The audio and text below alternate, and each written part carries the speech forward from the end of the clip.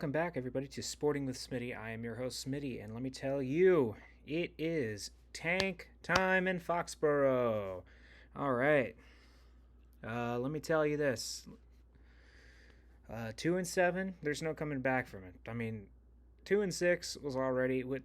I mean, any decent team that might fall down to 2-6, there's a chance, maybe, depending on what their schedule looks like ahead. But to lose to a Washington team with a fifth round quarterback, with um, their two best players that they had defensively on the defensive line, both traded at the deadline, and just overall, I'm sorry, I looked at that team yesterday at Washington, and I honestly wasn't too impressed with it. It really wasn't. I mean, outside of Dotson breaking free deep down the middle of the field for that huge touchdown in the second half. I mean, looking at that team, they're very average. Now, looking at our team now, we are terrible, and our record absolutely states how bad we are. Honestly, no, it doesn't. It actually, we should be worse. I mean, we're a couple plays away from being winless right now. 0-9. That's just how bad we are. And it's mostly just from an offensive standpoint. Defensively, we're okay. Obviously, I'm not saying we're one of the best of the Belichick era. Statistically, we're average, but still, we're okay defensively. It's just that when our offense is on the field for only 4 plays and literally a minute and a half, it's hard for the defense to really continue holding their ground. Especially, I mean, I'm not even talking about the injuries with where we lost arguably our two best defensive players. I know Christian Gonzalez was a rookie, but his performance of the first few weeks of the season was just outstanding. It was truly outstanding. But most of all, everything boils down with this team to the offense. This offense is horrendous. It is absolutely horrendous. The play calling, the schemes on the offensive line, the route running by some of the players, the quarterback, just horrible. Horrible. I mean, I guess you can call me spoiled. And yes, New England fans, we've been spoiled for 2 decades with just the best of the best of the quarterback position. But to see like just complete mediocre play at that position, it's honestly it's shocking. It's shocking. I never expected Mac Jones to become the next Brady. And if any Patriot fans expected him to become the next Brady, you're on something. I'm not going to say drugs, but you're on something. Mac was terrible today. He was 24 of 44, 220, a touchdown, and that pick, which, I mean, yes, the pick was not his fault. I don't care what Vilma says. You still got to try to. I mean, your guy literally just made an excellent catch. So why not go to him again? And it hit him right on the hands. It hit him right on the hands, and he dropped it. But Mac Jones, he was wildly inaccurate today. He really only threw maybe 2 good passes. One of them was the touchdown to Hunter Henry after the turnover, and the next one was a beautiful deep pass that Jalen Reagor dropped. Demario Douglas again, excellent offensively. Juju Smith-Schuster, I was very, very happy to see him make some plays today. This was today by far the best game he had as a Patriot. He had that huge, just great catch on 4th down. I don't think anybody was expecting him to be able to do that on that play. I mean, granted, it was a horribly thrown ball, but still, to be able to come down with a big catch like that in that situation, very good. It just, the next play just wiped everything good that he did in this game today. You got to make that catch. You have to make that catch. Zeke made some good catches today. He was in the offense. Tyquan Thornton was downright just terrible. And I know there's that video that's going around that's kind of viral right now amongst Patriot fans right now, is that just the constant, just the overstepping of the route.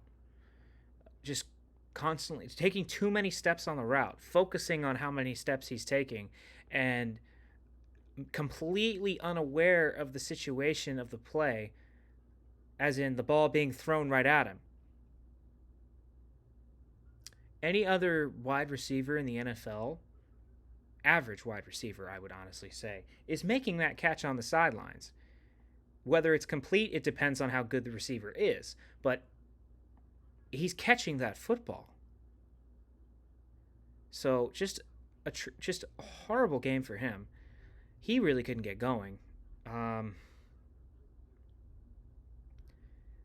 mean, what more can we... well, actually, no. I'll go to Ramondre Stevenson.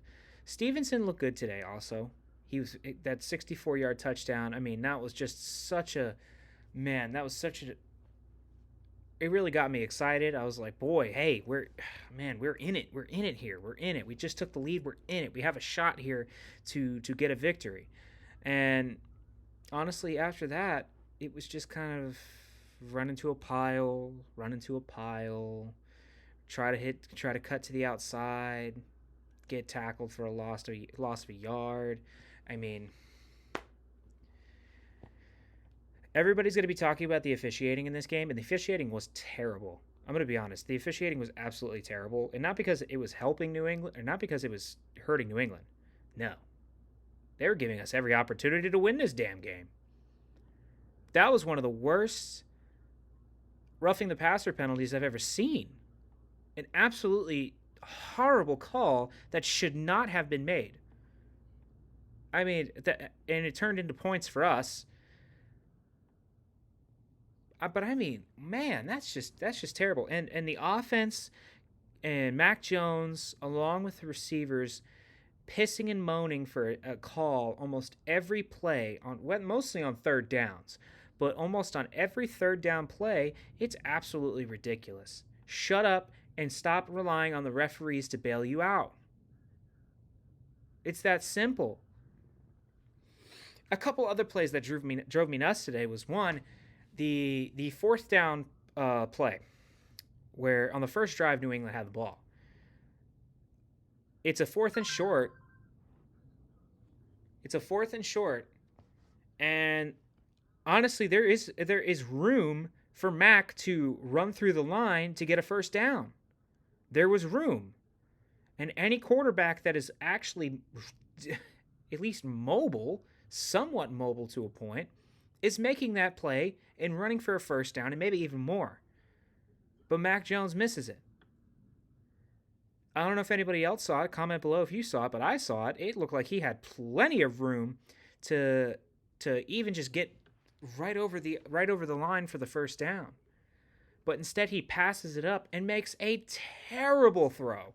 An absolutely horrendous throw. And he wants to complain to the... I think this was the one... it was the third down prior to that. Again, third down. Where he wanted to... Where he was complaining to the referees. But that was a horrible throw from Mac. He completely missed an open man that was in stride. It's got to be better. It's got to be so much better. The offense was a joke. And then the last play that I just didn't understand was a screen pass on a 3rd and 9. We got to stop with these screens, man. We have to stop with the screens. Our offensive line, they played decent for them, which is not saying much. But we need to stop with the screens. When you do not have a reliable offensive line, then you need to cut it out of the playbook. Until you can honestly look at your offensive line and say, hey, okay, these guys have the ability to pull. They have the ability to get into position to block defenders downfield. But these guys don't have that. They don't.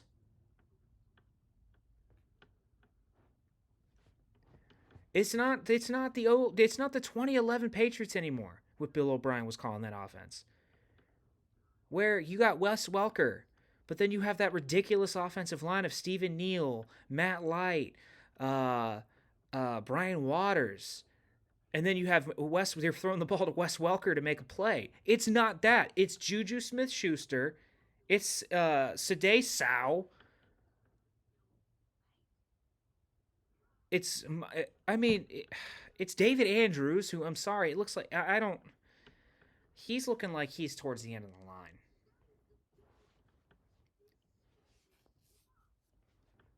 But that's just the offense. The defensive line played pretty well. I mean, I think they played pretty well.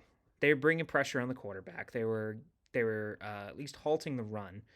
Uh, Commanders did have 120 yards on the ground, 4.3 yards a carry, but I still thought that they played pretty well. They were still getting to the quarterback pressure wise. The linebackers were okay. Juwan Bentley, and Tavai were fantastic today, and Bentley was hobbled throughout. I mean, you could tell that the injury he sustained a few weeks back was still lingering a bit, but he was still playing hard, which you got to appreciate.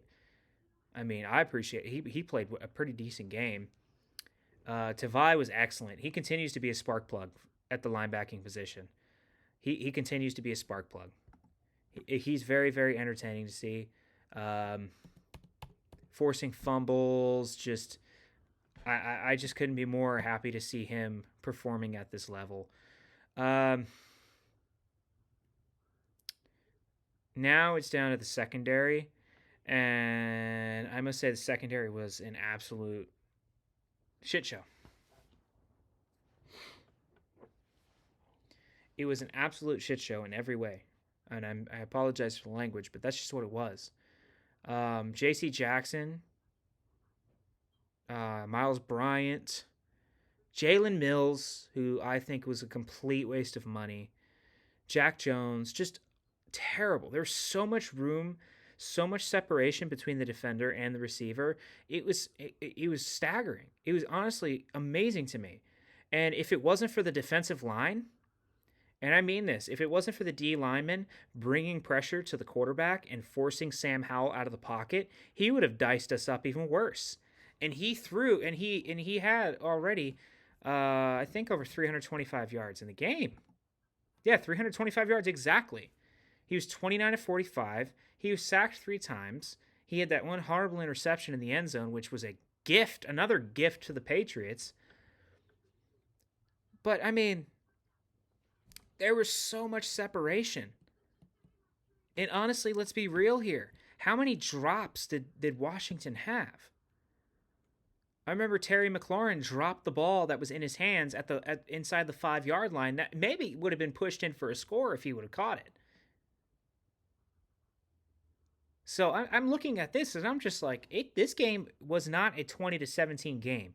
This game more felt like a 30-10 type of game, because the only thing that kept New England in the game was honestly timely turnovers, and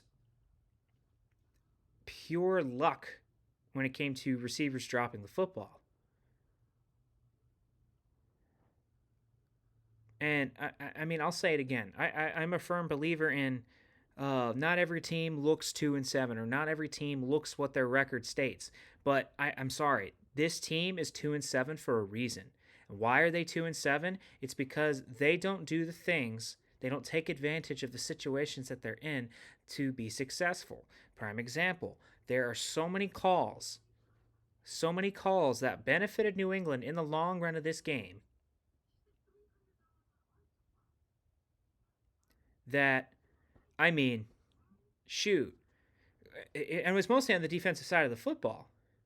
Jack Jones was holding a lot of the game, but he was able to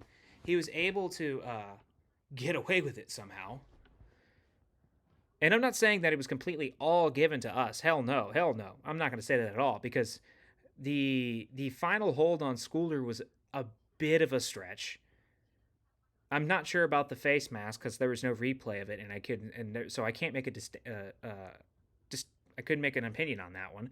But the ridiculous no call on the face mask, The refs, like I said, the officiating was terrible today, but there was a lot of things going New England's way, whether they were not calling anything or Washington was putting us in a better position to win the game, and we didn't do it. It's as simple as that. That's why we're that's why we're 2-7 is because they're not making they're not making those plays to win the game and making those game changing plays to win the game. It's that simple. Period. It's unreal. I can't. It drives me absolutely crazy. But that's why they're 2-7. Next up is just it's another game against a honestly I can't say that any game is winnable anymore because this team is just so bad. I mean, they're horrible offensively, but then they're okay defensively. But the this game coming up against the Colts, the Colts have been on the rise ever really since Jonathan Taylor came back. Minshew has been very serviceable for them, so it's going to be that game's going to be focused on stopping the run. Because also Zach Moss is also a beast of a running back. So that game is going to be specifically stopping the run and not getting beat on play action. For me, anyway. But I don't know if we're going to be able to do that. The Colts defense has the ability, they do have the ability to bring pressure. They do have the ability to defend very, very well. But what I'm looking at right now is this team. I don't see us winning a game again. Maybe we win one more, and that's the Giants game. And that's because if reports are correct, they just lost Daniel Jones for the season. And Tyrod Taylor is hurt. I think he's still in concussion protocol. Correct me if I'm wrong. So you have Tommy DeVito at quarterback. And we've seen already what he could do against a semi-decent defense like against the Jets. He was just that. He was just meh. So I don't say we're the worst team in football, but there are times where damn well we do play like it. But if anything, I can honestly say we're the second worst team in football, right in front of the Arizona Cardinals. The Cardinals are worse than us. I mean, their game against Cleveland was an absolute disgrace. But like I said, looking ahead, it's the Colts, and then I believe there's a bye, and then there's a Giants game. But on this schedule ahead, there's only one more winnable game. And that's the Giants game. What I'm looking for right now is just playing for pride, playing it hard. Because if these guys don't want to play with pride, then I hope to God that there is a complete overhaul of everything in the organization from top to bottom. There are rumors already today by a reliable source from the Boston Globe, I believe, that says that this might be Belichick's final season coaching in New England. Which I am perfectly okay with that. I am perfectly okay with that. It might be that time. Because we've seen it with great coaches in the past. They don't go out on top unless you're Bill Walsh. So maybe the game has just passed him by. It happens. It happened with Shula. It happened with Chuck Noll from the Steelers. It happened with Landry. It happens. That's just football. The game evolves. And the game has evolved to a point where Bill Belichick, his defenses are not able to compete with the new style of offense that is set in place right now. Prime example. In that example, you could see it. You can watch it in the Miami game. You can watch them when they play Miami. Miami is probably one of the most modern offenses you can honestly see in football right now. But still, they're still able to move at relative ease down the field against the New England Patriots. So that's what I'm thinking right now. And I mean, the rumor has it that Mike Vrabel could be a target as a potential successor to Bill Belichick. I would definitely be okay with that. And people say, "Oh, he's not successful in Tennessee," but you know what? he ended the dynasty. It was his great game plan that ended the dynasty, basically. It ended Tom Brady's run in New England. Because if New England were to lose, I mean, I know there's a lot of speculation about everything, but if New England were to at least um, say in the divisional round or the AFC title game, who knows if Brady leaves? Who knows? But it feels like the wild card, that was it. That was the last straw.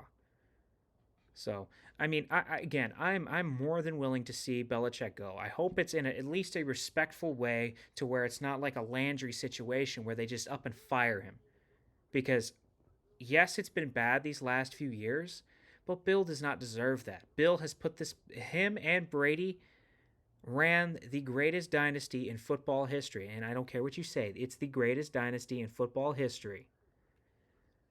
Nobody has won this much in a shorter amount of time, especially in the salary cap era. And he deserves to go out at least respectfully, in a respectful way of hey, I'm resigning and I'm retiring. But the one person I'm hoping to see maybe takes that spot as head coach and the successor of the New England Patriots is Jerod Mayo. He's been with the organization since 2008 when we drafted him, and he has been just unreal. He was an excellent linebacker who unfortunately had to deal with a lot of injuries that ended his season a lot. A few seasons his season was over due to injuries, which is a shame. But he was still a very capable, very good linebacker for the New England Patriots. Very good replacement after Bruschi retired and after Vrabel was traded and after just all those veteran linebackers that were there left or retired. So, I mean, I'm ready for it. I'm also ready for the draft. It's time to move on from Mac Jones. If Mac Jones is the starting quarterback of this team next year with no changes to the offense or any changes and no pickups in the draft at the quarterback position, then this team is going to be going. It's dark days are ahead. That's how I feel about it. So let me know what you guys think. Let me know. Do you think? Okay, first one. Do you think this is Bill Belichick's final season coaching? 2. Who do you think his successor will be? Is it my opinion? It's going to be either Vrabel or Jerod Mayo, who's already running the defense basically right now. We're not really sure. We're not really sure if Belichick is just kind of just taken over. Or 3. What quarterback are you looking at that makes sense that could potentially take over as the starting quarterback for this team next year? My 2 choices, at least in the draft, if you're looking at the draft, I know people are saying Drake May. I can get that. I can understand that. But me personally, I have a general distrust of ACC quarterbacks. I don't know why. That's just me. Maybe it's because I'm an SEC fan, so it's definitely probably a part of it. But overall, I'm looking at the competition that they play and the style of football that they play. Outside of Trevor Lawrence, I'm not looking at an ACC quarterback. I would love to see either Jayden Daniels, who I hope he's okay because he is in concussion protocol, or Michael Penix Jr. over in the Pac-12. Those are 2 of my choices right now. Obviously, Jayden Daniels, SEC, he's been one of the best quarterbacks in college football. He's a dual threat guy, and he has a rocket for an arm. The only issue that I have with him is that he's a bit small. Next, Michael Penix Jr., you have to have the stones to keep up in the Pac-12 and keep scoring, and he does that. And why do I say that? It's because Pac-12 defenses are a damn joke. Outside of Oregon, Pac-12 defenses are terrible. So you have to be constantly scoring on offense in the Pac-12. That's why I have such a very good opinion and high opinion of Michael Penix Jr. And plus, this dude has a rocket arm. He's smart. He makes brilliant throws. And, I mean, he has a rocket arm. I finally want to see somebody that's not throwing up lame ducks, because that's what Mac Jones has become. His arm has not gotten any different since he came to the league. His rookie year, I said, and it'll get better. His arm strength will get better, or maybe he could use it to his advantage. But nothing has gotten better, even with an actual offensive coordinator.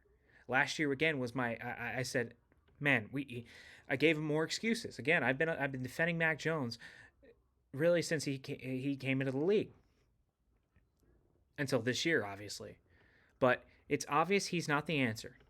He's not the answer. It's time to look in the draft and see where we can go with it. It's time to move on from Belichick.